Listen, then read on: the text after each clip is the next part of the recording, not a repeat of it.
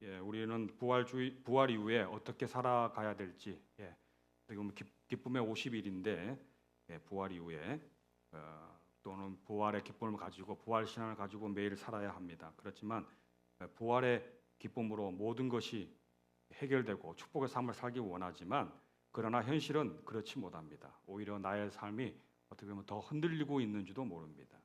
그런 상황 속에서 오늘 말씀을 통해서 하나님은 어떻게 살아야 하는지의 해답을 찾고, 여러분이 그 해답 속에서 그 심령 가운데 말씀을 받고 그 말씀대로 살아가기를 원하십니다. 오늘 말씀을 보면요, 5절에서 19절이니까 14개 구절이죠. 14개 구절을 너무 길죠. 길기 때문에 그림 한 장으로 설명드리겠습니다. 그 그림은 다음과 같습니다. 좌측 그림, 좌측에 보이시는 예수님이 성벽을 지금 가리키고 있죠. 그 구절이 5에서 6절입니다. 이 성전은 어떤 성전이었을까요? 헤롯 성전입니다. 단지 지역에 지었던 성전, 아주 화려한 성전이었습니다. 그 당시 상황으로 봤을 때는. 근데 예수님께서 말씀하십니다. 지금 금이 가고 좀 무너져 있죠. 그래서 돌 위에 돌 하나도 남기지 않을 것이다라고 하나님 예수님께서 선포하시죠. 그렇게 하니까 제자들이 저런 의심도 하면서 때로는 또 놀라면서도 그러면 그 징조가 무엇입니까? 라고 이렇게 얘기를 하거든요. 그래서 오늘 7절에서 11절 말씀에서 그 그림으로 보면은 설명을 합니다. 전쟁과 지진이 일어나고 하늘에 징조가 일어나고 여러 가지 상황의 묘사들이 쫙 나오죠. 위에서 보면 위에서 뭐 떨어지는 건 뭡니까? 지진과 그런 지각의 흔들림이죠. 밑에는 뭡니까? 국가와 국가 간의 싸움이죠. 그리고 밑에 맨 아래쪽에 그림은 뭐죠? 그 공동체 사회 내에서도 죽고 죽이는 뭔가가 있는 거죠. 그러나 맨 우측의 사진을 보십시오. 맨 우측의 사진을 보면 그 가운데에서도 인내하고 결단하고 그리고 하나님의 자녀들은 끝까지 머리털 하나도 상하지 않게 하겠다라는 오늘 그 커다란 그런 5절에서 19절까지의 말씀입니다. 오늘 이 말씀을 통해서요, 첫 번째는요, 하나님이 오늘 이 시간 이 수요예배 자리에서요, 흔들리는 세상을요, 흔들리고 있는 세상, 그것을 설명하고자 합니다. 그림에 보면 나와 있는데 몇 가지를 한번 짚어볼까요? 먼저 10절 말씀 한번 보겠습니다. 10절 말씀 보면 뭐라고 나와 있습니까? 또 이르시되 민족이 민족을 나라가 나라를 대적하여 일어나겠고. 그 다음 사진 한번 볼까요? 지금 오늘 트럼프가 이란을 문명 이전의 시대로 돌려버리겠다 그랬는데 발표 1시간 전에 협상이 타결됐습니다. 그래서 구석기 시대로 만들어버리겠다고 이란을 공표를 했는데 한간에는 어땠죠? 핵을 쓰지 않을까? 이 지역에 있는 그 집안을 한 순간에 없애버리기 위해서는 그런 우려도 있었는데 극적으로 타결됐습니다. 그런데요, 이것은 어떻게 보면은 끝이 아닐 수 있습니다. 이것으로 인해서 지금 오일 기름 드럼통이 보이죠? 기름값이 상당히 올라가 있습니다. 저도 엊그저께 어젠가 이게 차량 운행할 일이 있어서 미리 이제 세차를 하고 기름을 넣었는데 깜짝 놀랐습니다. 주유를 했는데 게이지가 안 올라가는 겁니다. 분명히 저번에 넣었을 때는 이 정도 금액이면 만땅이 돼야 되는데 가득 돼야 되는데 그래서 주유하고 나서 봤더니 기름값 2,000원을 넘었더라고요. 그런 것처럼 우리 한반도를 지형으로 해서 또 북한은 어떻습니까? 여러 가지 또 위험을 또 핵을 가지고 있고 위험을 도사리고 있죠. 그리고 러시아와 우크라이나 전쟁, 그 이스라엘과 하마스 전쟁. 어떻게 보면 2000년 전에 하나님이 예수님께서 계시하는 말씀이 지금도 일어나고 있는 것 같습니다. 예수님 오시면 뭔가 해결될 줄 알았는데 어떻게 보면 성전이 무너지고 그 헤롯 성전은 예수님의 말씀대로 예언대로 40년 후에 정말 로마군에 의해서 다 무너지죠. 그러한 예언이었을까? 그거로 끝나는 예언이었을까? 그건 아닌 것 같습니다. 지금도 이런 국가와 국가가 대적하고 그런 위협 속에서 모든 세상이 흔들리고 있습니다.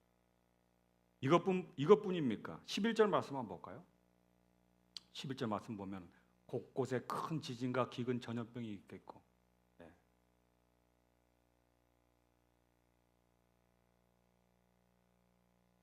네. 다음 사진 한번 볼까요? 최근 100년간 유행한 12대 전염병이 있는데요. 그중에서 스페인 독감이요 5천만 명이 죽었다고 합니다. 그리고 아시아 독감이 200만 명, 에이즈로 3,900만 명, 콜레라, 홍콩 독감, 사스, 신종플루, 에볼라, 메르스, 지카 바이러스까지.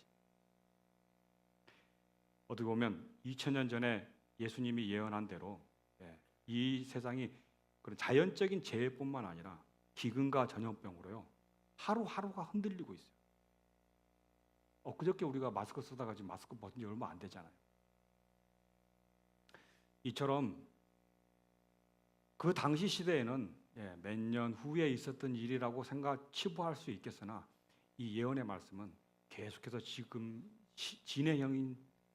진행형이다. 그리고 지금 우리 생활 가운데서도 깊숙이 들어와 있습니다. 또 이것뿐입니까? 16절 말씀 한번 볼까요? 16절 말씀. 자, 심지어 보면 심지어 부모와 형제와 친척과 벗이 너희를 넘겨주어 너희 중에 몇을 죽이게 하겠고. 다음 사진 한번 볼까요? 최근에 있었던 일입니다. 이 사건 다 아시죠? 사위가 원룸에서 장모를 때려가지고요 죽였어. 그래서 그 장모를 어디다 담았어요? 저기 끌고 가는 캐리어 속에다가 집어넣었어요. 죽여가지고. 그런데 이 사진을 보고 저는 깜짝 놀랐습니다. 이게 신문 기자 사진이거든요. 사진인데 앞에 가는 게 사위고요. 뒤에 가는 게 누굴까요? 딸이에요. 딸인데 뭐 그럴 수 있다 하지만 정말 유심히 보면요. 그 옷이요. 커플티예요. 웃음밖에 안 나옵니다. 앞에 있는 사위와 뒤에 있는 그 아내의 그런 옷이요. 커플티야. 똑같아. 그리고 그 장모 자기 엄마가 맡고 있을 때 옆에서 지켜보고만 했어. 그래서 둘 다 구속됐습니다. 이런 거 보면요. 2000년 전에 예수님께서 예언한 부모와 형제와 친척이 벗이 너를 넘겨주고 너희 중에 몇을 죽이게 하겠고.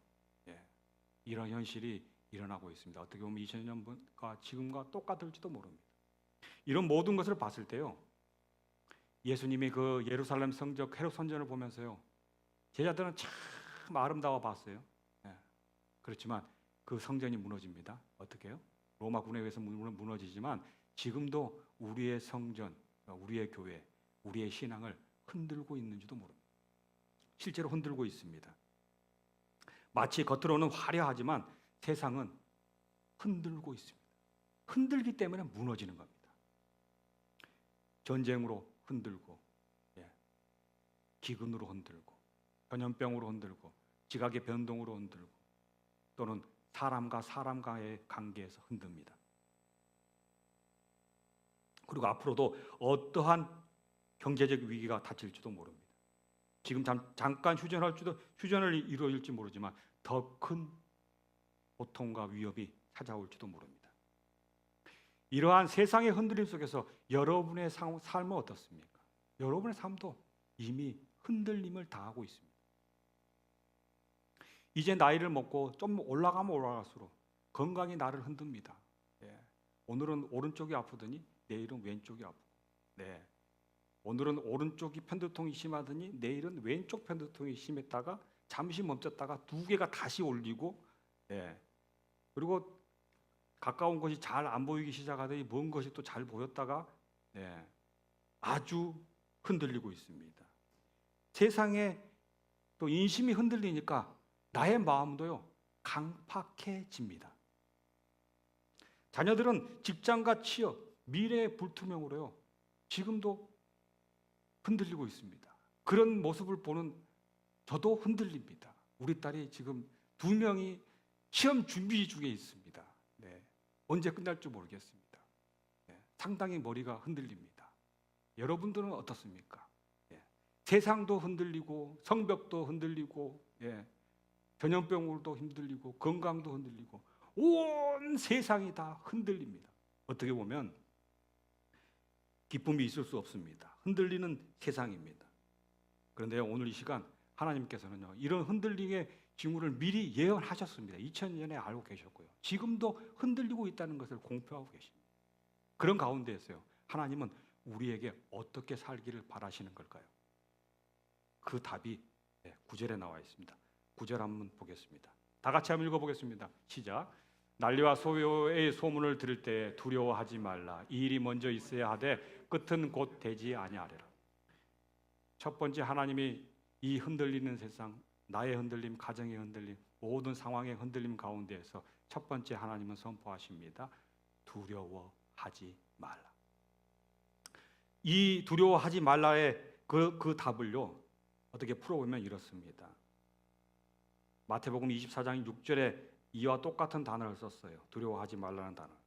어떻게 보면 이 단어 두려워하지 말라는 속에요, 소문과 그런 무성한 그런 난무한 그런 것 들어있기 때문에 호들갑 떨지 마라. 자로 치우치거나 우로 치우치지 말고 어떻게 보면 중심 잡아라. 그러한 두려워하지 말라일까요?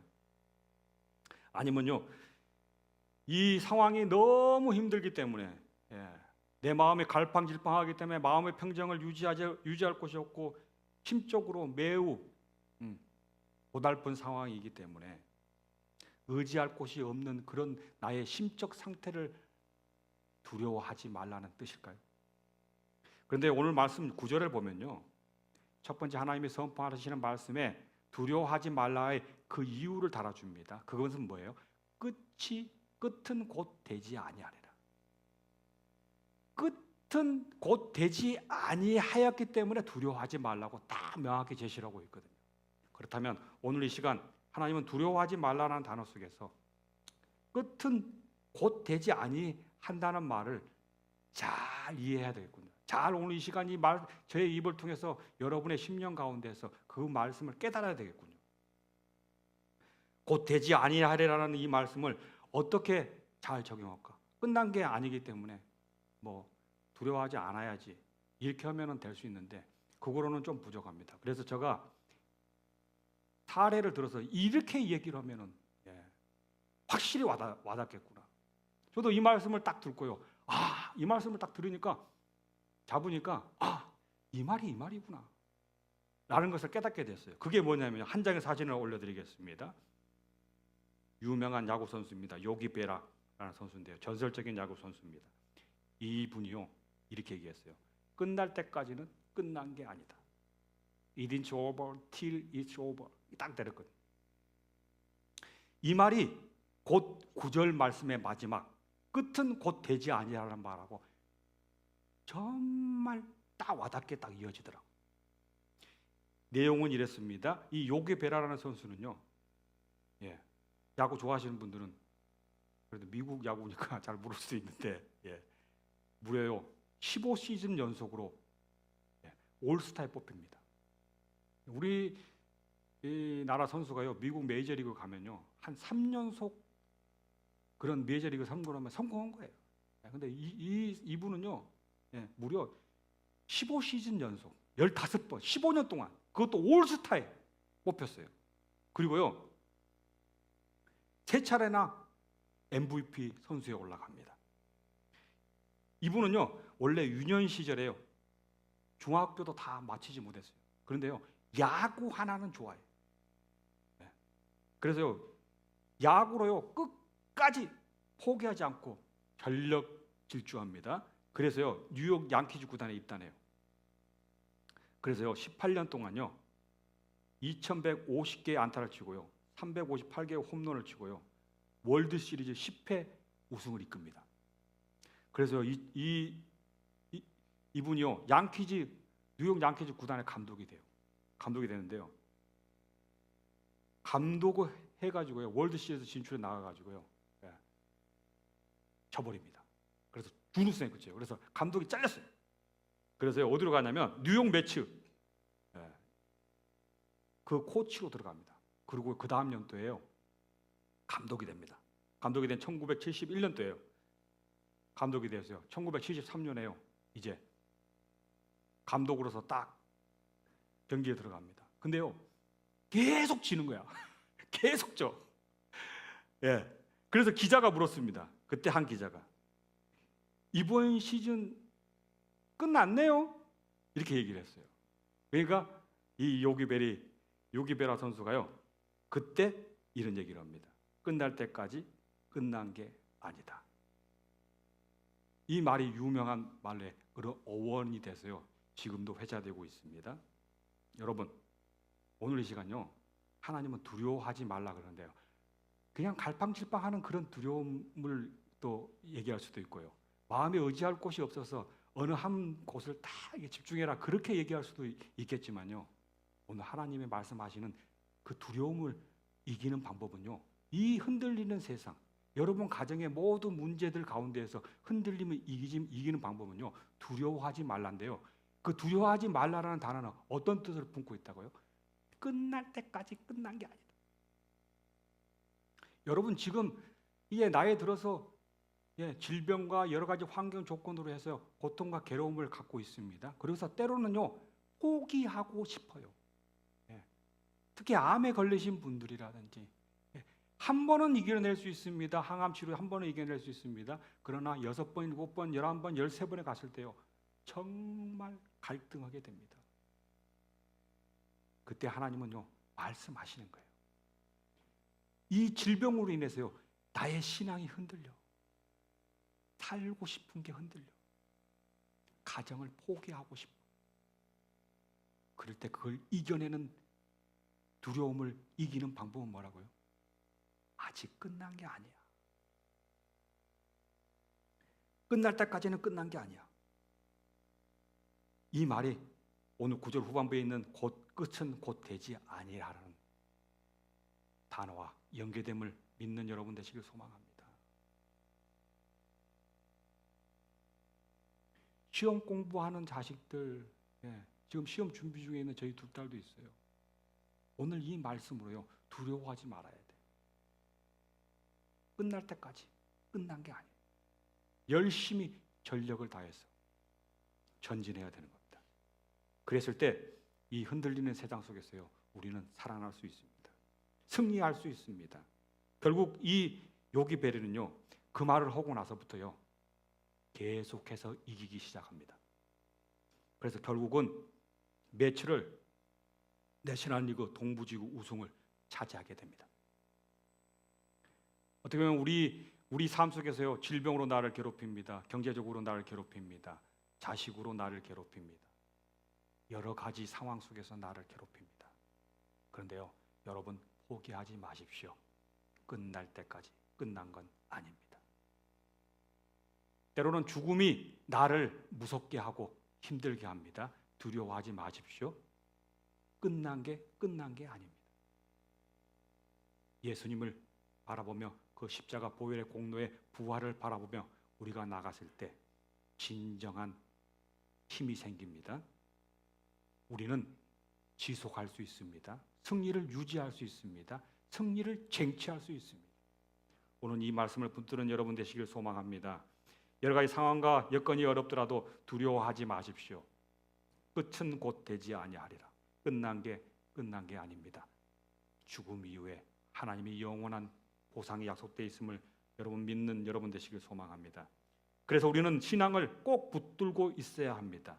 우리의 예배를 지속해야 됩니다. 이를 통해서 마침내 승리하게 됨을 믿는 여러분 되시길 소망합니다. 둘째로요, 이 흔들리는 세상 속에서요, 하나님은 여러분에게 이렇게 살기를 원하십니다. 13절 말씀 한번 보겠습니다.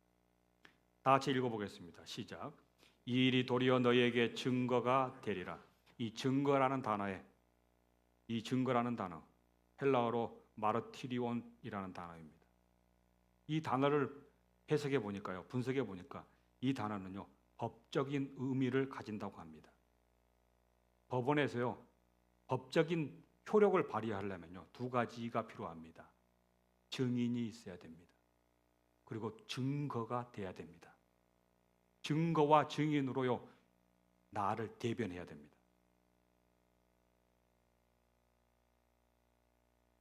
예수님은요, 우리의 구원하심을요, 십자가로 증거를 삼으시고요. 그리고 말씀을 통해서요, 증인을 제시합니다.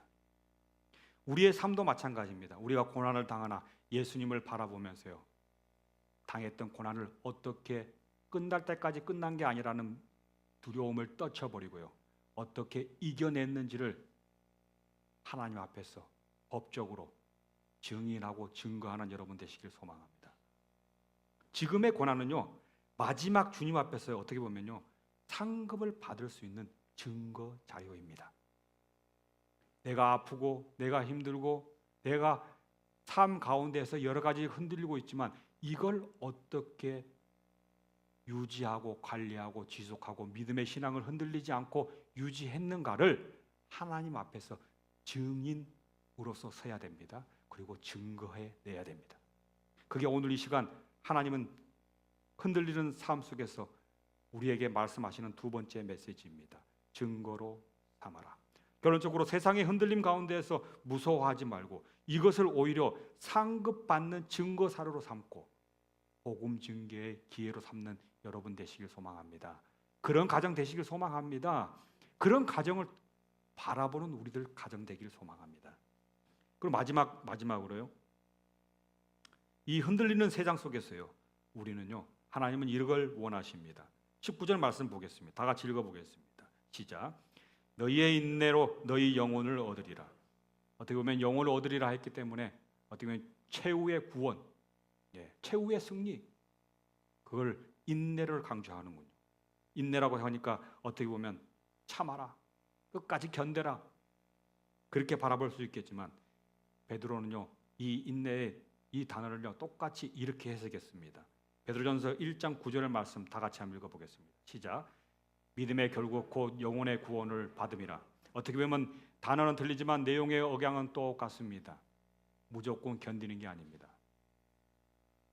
오직 예수 그리스도의 믿음으로 살겠다는 다짐을 통해서 인내가 나오는 겁니다. 믿음이 나를 더 강하게 만들고 버티게 만들고 소망을 바라보면서 이 모든 과정을 이겨내게 만듭니다. 흔들리는 세상 가운데에서도 지각이 흔들리기 때문에 흔들어집니다. 그렇지만 견고한 바위 위에 굳건히 섰을 때 우리는 이 흔들림 가운데에서도 무너지지 않습니다. 오히려 더 견고하게 섭니다. 그래서요, 제자들은 눈에 보이는 성전이 아무리 좋고 화려한 모습을 본 제자들을 보고요, 예수님은요, 이렇게 얘기하는 겁니다. 눈에 보이는 성전이 아무리 좋고 화려하더라도 그 성전의 실체는 무엇이라고요? 하나님 나라의 그림자이다. 그림자이다. 하나님 나라가 도래되면 다 없어진다.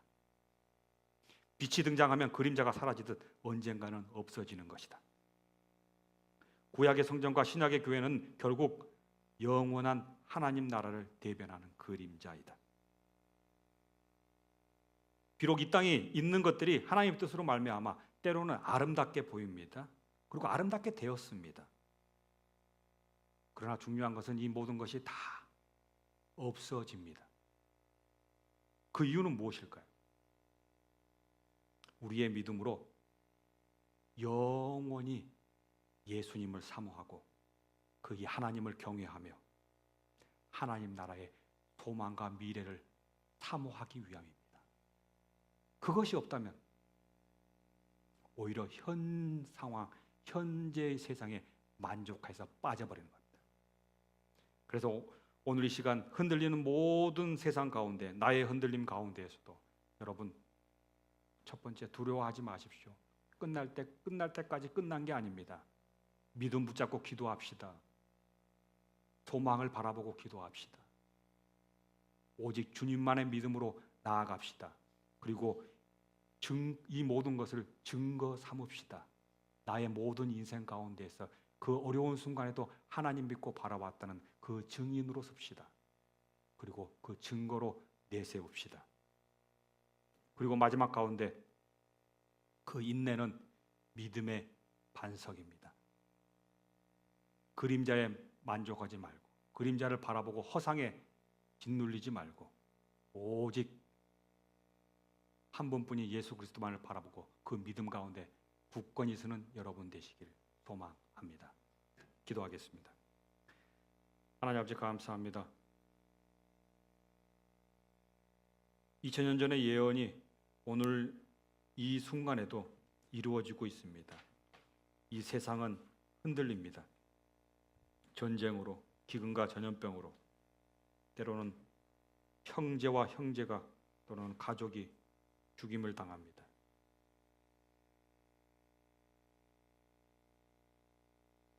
이런 세상 가운데서 나도 흔들리고 있습니다. 건강으로 흔들리고 세상의 물질로 흔들리고 인내심도 바닥이 납니다. 마음도 간파해지며 여러 가지 불통한 미래 속에서 힘들어하고 있는 세상입니다. 그런 가운데 하나님은 선포하십니다. 두려워하지 말라. 우리는 미래의 소망을 바라봅니다. 끝날 때까지 끝난 게 아닙니다.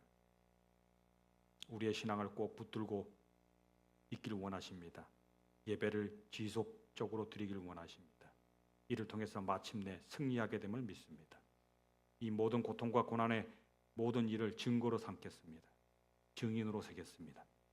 그리고 믿음의 반석 위에 굳건히 서겠습니다.